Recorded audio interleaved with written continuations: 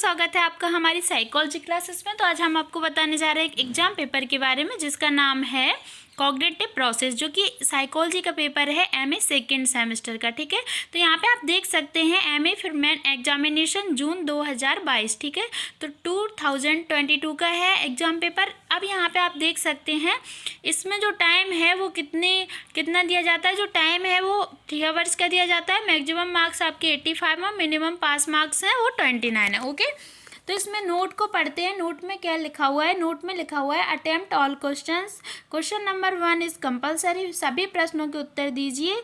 प्रश्न क्रमांक 1 अनिवार्य है। ठीक है, इसके बाद आप देख सकते हैं अटेम्प्ट एनी 5 क्वेश्चन, और उसके सामने 5 × 5 = 25 लिखा हुआ है। वो इसलिए लिखा हुआ है क्योंकि आपको 5 प्रश्नों के उत्तर देने हैं और एक प्रश्न जो है वो आपका 5 अंक का है। ठीक है, तो 5 अंक का जब एक प्रश्न है और 5 प्रश्नों के उत्तर देंगे आपके, तो वो कितने हो जाएंगे? 25 अंक। ठीक है, 25 मार्क्स।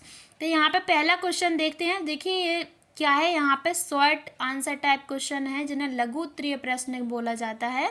ठीक है, पहले लघु उत्तरीय प्रश्न देखते हैं, फिर उसके बाद आएंगे आपके लॉन्ग आंसर टाइप क्वेश्चन जिन्हें दीर्घ उत्तरीय प्रश्न बोला जाता है। ठीक है, तो यहाँ पे देखिए पहला प्रश्न क्या है। पहला प्रश्न है डिफाइन मेमोरी, स्मृति को परिभाषित कीजिए। ठीक है, इसके बाद जो नेक्स्ट क्वेश्चन है वो देखते हैं। नेक्स्ट क्वेश्चन है आपका प्रतिध्वनिक स्मृति की विशेषताएं समझाइए। ठीक है, आपका जो नेक्स्ट क्वेश्चन है वो है स्मृति प्रतिरूप से क्या आशय है। ठीक है, इसके बाद आपका जो नेक्स्ट क्वेश्चन है वो है प्रतिरूप की संरचना से क्या आशय है।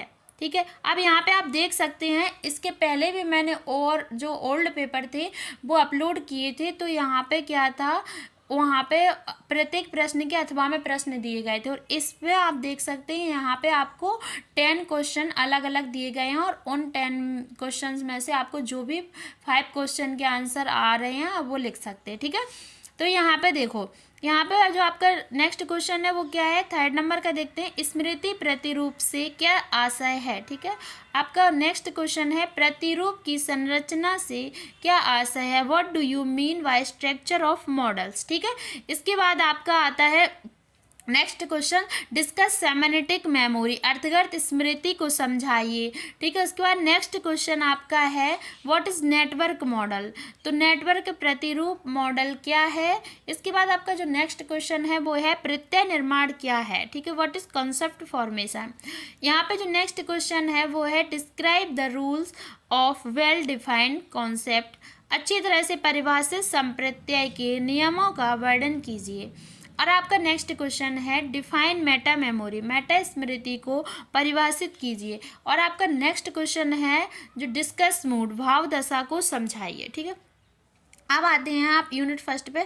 यहाँ पे आप देख सकते हैं जो क्वेश्चन लिखा हुआ है उसके सामने 12 लिखा हुआ है, तो मतलब ये है कि ये जो एक प्रश्न है 12 मार्क्स का है, और ये जो क्वेश्चन है इसको दीर्घ उत्तरीय प्रश्न बोलते हैं, लॉन्ग आंसर टाइप क्वेश्चन बोलते हैं। और क्या है कि आपको प्रत्येक यूनिट से, एमए का जो सिलेबस है उसमें प्रत्येक यूनिट से आपको 5 यूनिट है, 5 यूनिट में से प्रत्येक यूनिट में से आपको शॉर्ट आंसर टाइप क्वेश्चन पूछा जाएगा, प्रत्येक यूनिट में से आपको लॉन्ग आंसर टाइप क्वेश्चन पूछा जाएगा। ठीक है, तो यहाँ पे देखते हैं लॉन्ग आंसर टाइप क्वेश्चन पूछा गया है यूनिट फर्स्ट से। क्वेश्चन क्या है देखते हैं।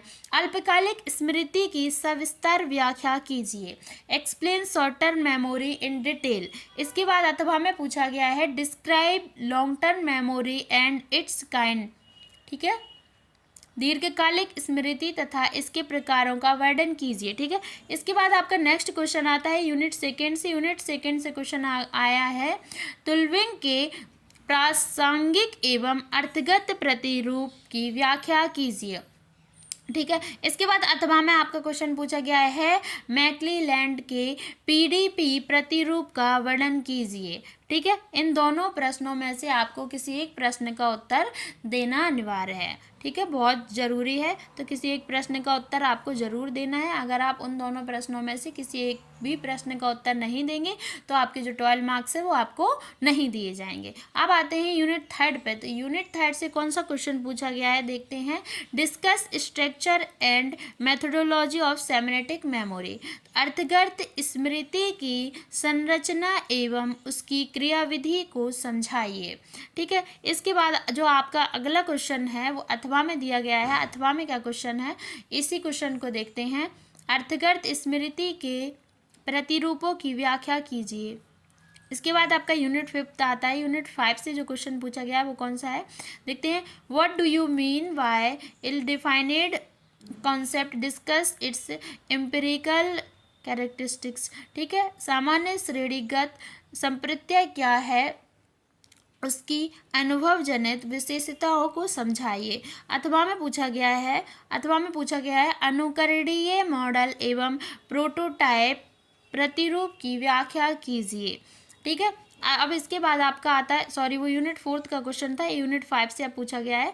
यूनिट 5 से क्वेश्चन पूछा गया है। देखो यहाँ पे क्या किया उन्होंने, आपको यहाँ पे हेडिंग वाइज दे दी है, मतलब सॉरी टॉपिक वाइज दिया है। देखो यहाँ पे उन्होंने ऐसे दे दिया ए और बी करके। ठीक है, तो आपको क्या है, इनको समझाना है। ठीक है, अब इसके बाद इन्होंने अथवा में कौन सा क्वेश्चन पूछा है वो भी दिखाते हैं। अब इन्होंने थोड़ी अलग तरीके से क्वेश्चन को पूछ लिया है।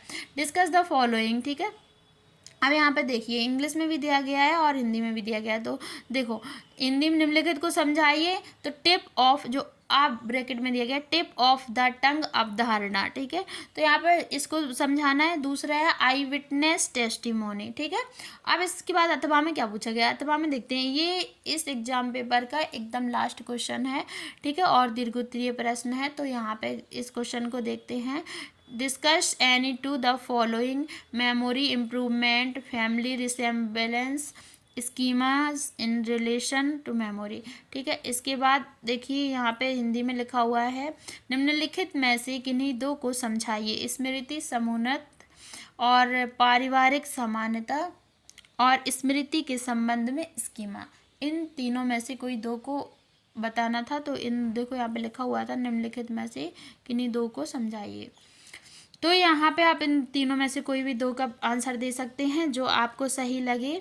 इस तरीके से क्या है, मैंने आपको पूरा एग्जाम पेपर दिखा दिया है और एग्जाम पेपर में हमने आपको ये भी बता दिया किस तरह के क्वेश्चन आते हैं, कितने मार्क्स के क्वेश्चन आते हैं और कौन सा क्वेश्चन किस तरीके का रहता है, कितने यूनिट होते हैं और कितनी यूनिट से कितने नंबर के क्वेश्चन पूछे जाते हैं। ठीक है, कितना टाइम लिमिट रहती है, इस तरीके की सारी जानकारी हमने आपको इसमें दे दी है। आशा करते हैं आप सभी को वीडियो पसंद आया होगा। वीडियो को लाइक करें, चैनल को सब्सक्राइब करें और बेल आइकन को प्रेस ज़रूर करें जिससे कि हमारा अगला वीडियो आए तो आपके पास नोटिफिकेशन आ जाए। ठीक है, थैंक यू सो मच। मिलते हैं नेक्स्ट वीडियो में। वीडियो को शेयर करना बिल्कुल ना भूलें।